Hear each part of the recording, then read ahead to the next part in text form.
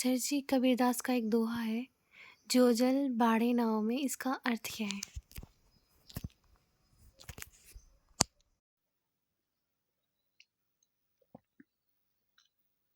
जो जल बाढ़े नाव में, घर में बाढ़े दाम, दोनों हाथ उलीचिए, यही सजन को काम। तो मुझे एक घटना याद आ रही है। एक बार एक लड़का मेरे पास आया किताब लेके, पता नहीं कक्षा 9 का 10 का रहा होगा। तो कबीर जी के दोहे थे और कि इनका अर्थ बताना है। तो मुझे उस दिन पता नहीं क्यों ये बात कुछ ज़्यादा ही अजीब लगी कि कबीर जी ने ये इसलिए बोले थे क्या दोहे कि परीक्षा पास करने के लिए उसमें कोई नंबर देगा। तो खैर, कबीर जी ने तो दिशा देने के लिए ये दोहे बोले कि हमें प्रेरणा मिले, हमें पता चले कैसे जीना है। अब ये जो दोहा है, अगर हम ये समझ जाएं और ऐसे जीने लग जाएं तो नज़ा पार हो जाएगी। तो जो जल बाढ़े नाव में, घर में बाढ़े दाम, मझधार में नैया है। ये जो ज़िंदगी है, इसको भवसागर बोलते हैं पुरानी भाषा में। भवसागर है और पल पल खतरे हैं, कभी भी तूफान आ सकता है।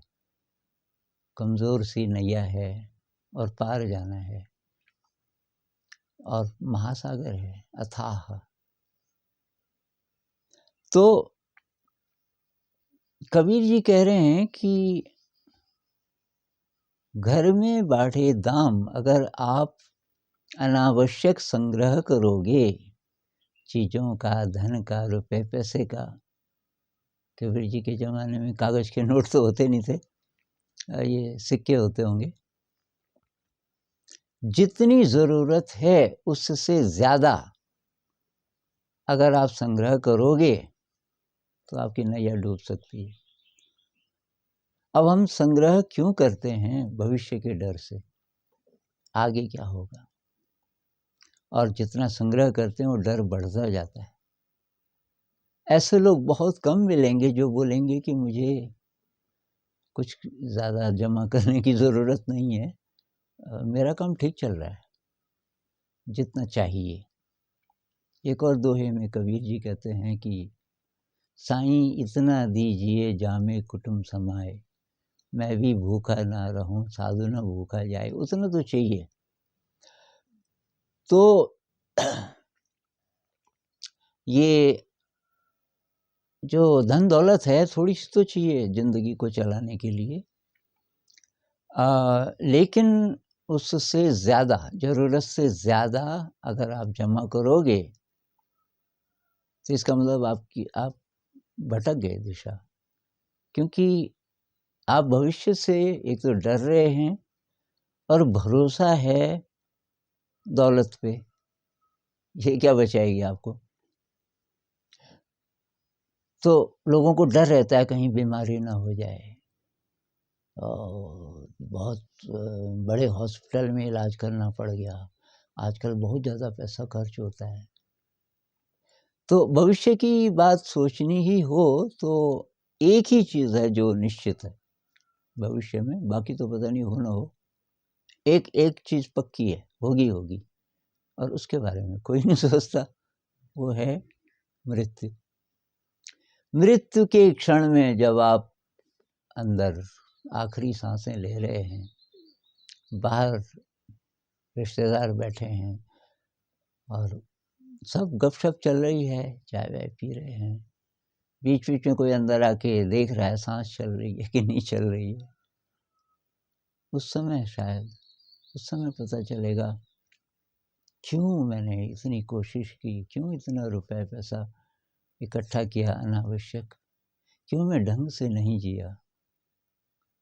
तो संत लोग बार बार बार कहते हैं वर्तमान में जियो समग्रता से, भविष्य की चिंता बिल्कुल मत करो, जितना तुम्हें चाहिए उतना है तुम्हारे पास, ज़्यादातर लोगों के पास है ही। तो खतरा है, अनावश्यक धन का संग्रह करेंगी तो ये वैसा ही है जैसे नाव के अंदर पानी आ जाए। अब नाव के अंदर पानी आएगा तो क्या होगा, नाव डूब जाएगी। तो उपाय क्या है, दोनों हाथ उलीचिए, दोनों हाथों से उसको बाहर करो। तो घर में पैसा जरा भी ज़्यादा हो जाए, पहले तो लिमिट पता चलनी चाहिए ना, वो ज़्यादा ज़्यादा किसको बोल रहे हैं हम। बहुत सारे लोगों को तो पता ही नहीं होता कि कहाँ लिमिट है, कि इसके बाद भाई जमा नहीं होने देंगे, इसके बाद इसको इससे कुछ और काम करेंगे। उलीचिए मतलब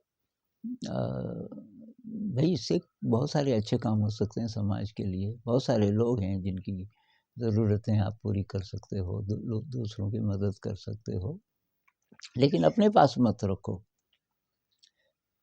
क्यों? आजकल तो लोग बोलेंगे भाई क्यों नहीं, ज़्यादा है तो अच्छा ही है। तो कबीर जी कहते हैं कि अगर आप नहीं समझे तो नैया डूब जाएगी। उद्देश्य क्या है जीवन का? उद्देश्य ये नहीं है कि आप किसी तरह से सुविधापूर्ण ढंग से और ये ज़िंदगी जी जाओ, थोड़ा बीमार हो तो थोड़ा डॉक्टर के पास चले जाओ और किसी तरीके से ज़िंदगी काट लो, ये नहीं है उद्देश्य। बात तो तब है जब मृत्यु से पहले ही आपको डर समाप्त हो जाए मौत का। वो कब होगा? जब आपको असली दौलत का पता चलेगा। और असली दौलत हमारे अंदर है, जो संत लोग कई कई ढंग से बोलते हैं।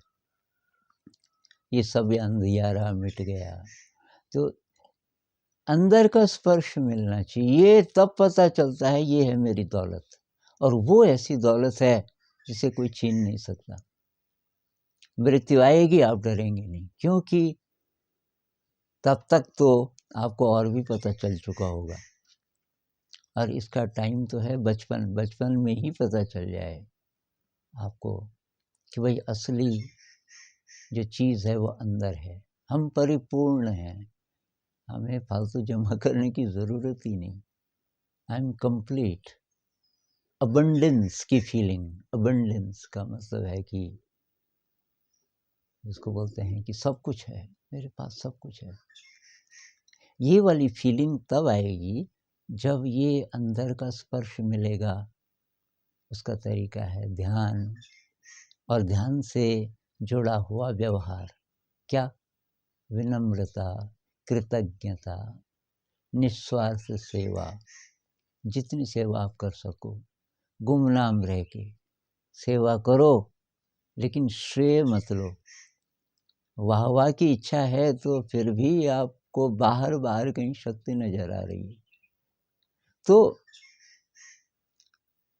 कबीर जी कहते हैं कि बाहर आप शक्ति देख रहे हो, अगर धन दौलत में, नाम में, वाह में, जय जय में, इन सब में हम बाहर की दुनिया पर निर्भर हैं, दूसरे लोगों पे निर्भर हैं। और अगर ऐसा है तो नैया डूबने ही वाली है, क्योंकि वो जो असली चीज़ है उस दिशा में आप जा ही नहीं रहे, अंदर की दिशा में। तो दोनों हाथ उलीचिए यही सजन को काम। सज्जन, सज्जन अच्छा इंसान जो प्रकाश की ओर जा रहा है, तो वो यही करता रहता है। वो देखता है कि अब मेरी ज़रूरतें इतने से पूरी हो जाती हैं, अनावश्यक खर्चा नहीं करेगा।